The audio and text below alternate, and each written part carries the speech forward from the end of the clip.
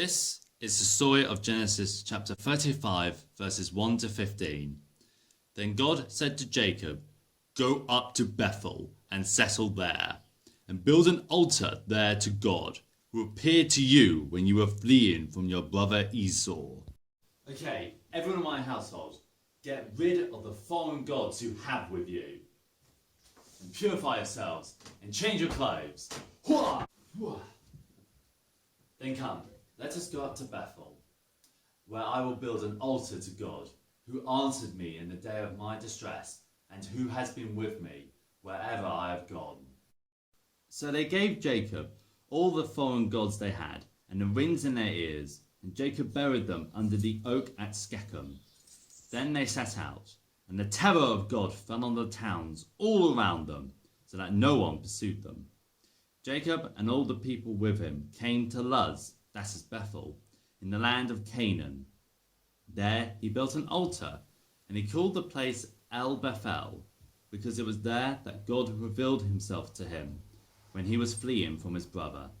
Now Deborah, Rebekah's nurse, died and was buried under the oak outside Bethel, so it was named Allon-Bacuth.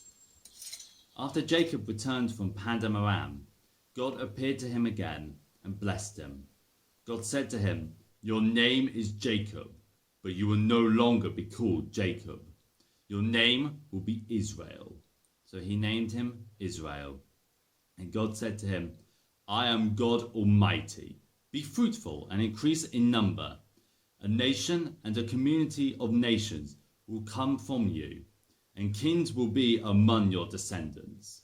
The land I gave to Abraham and Isaac, I also give to you, and I will give this land to your descendants after you."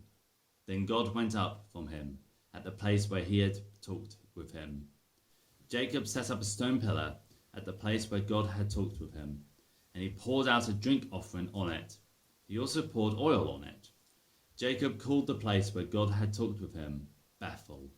I don't know about you, but I've never really had experience with aliens. Although one time at Christian camp the theme was aliens, and we had a special theme night where we all got to dress up, and I dressed up in this we had this huge foil blanket, which I think was for picnics and things to stop your actual picnic mat getting wet, and I tied that around me like a skirt, and I have to say I won the competition, so pat on the back for me.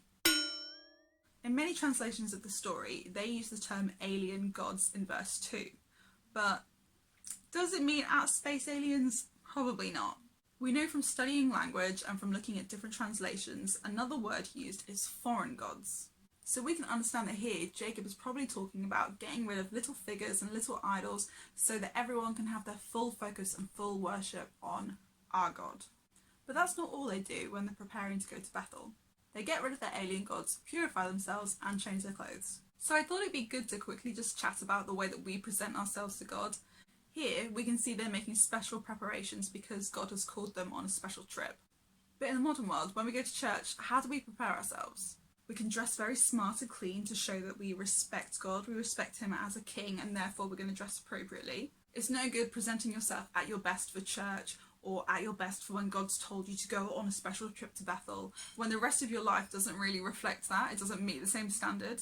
We're not going to meet Jesus face to face one day and he's going to look at his list and say, "Oh, on this Sunday, very good. Oh, the next Sunday, very good. The next Sunday, very good."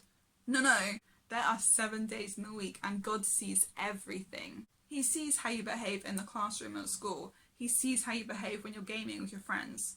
He sees how you behave when you're choosing how to dress for that party. He sees how you behave on your social media. He sees how you behave with your family. This is an excellent passage which shows us how much Jacob cared about God in his heart.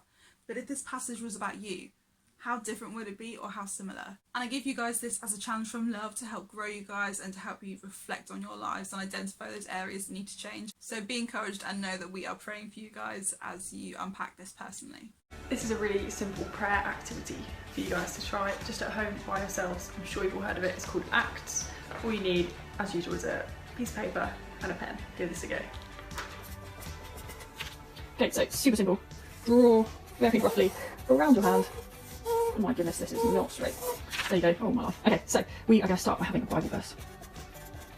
So put that in your thumb, and then we're going to have A, C, T, S. Firstly, you're going to draw In this bit, I want you to praise God. Secondly, it's confess.